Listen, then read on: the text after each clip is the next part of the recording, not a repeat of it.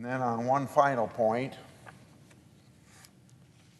I would like to call once again for both sides to stop using elections as a partisan weapon.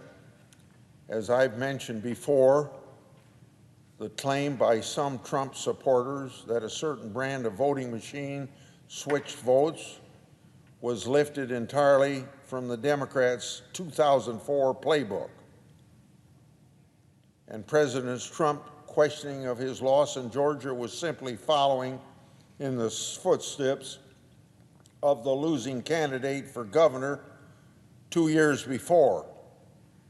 She lost by over 50,000 votes and has never even bothered to try to prove voting irregularities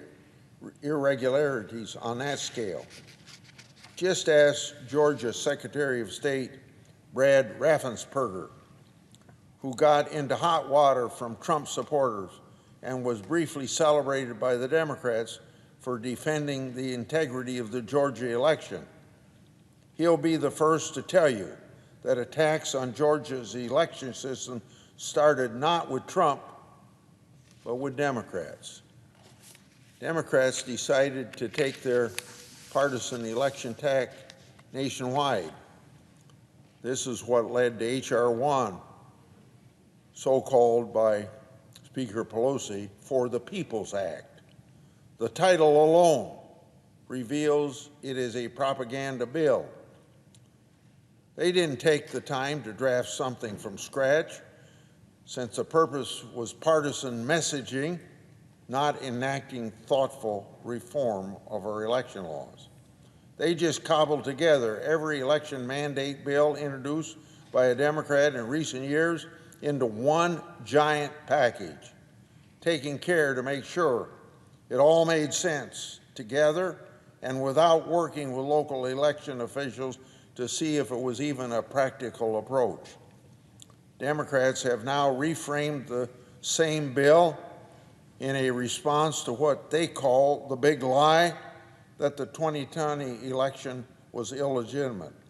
But it was actually written in 2019 to double down on Democrats' own big lie, questioning the legitimacy of the elections of the various elections they lost in 2018.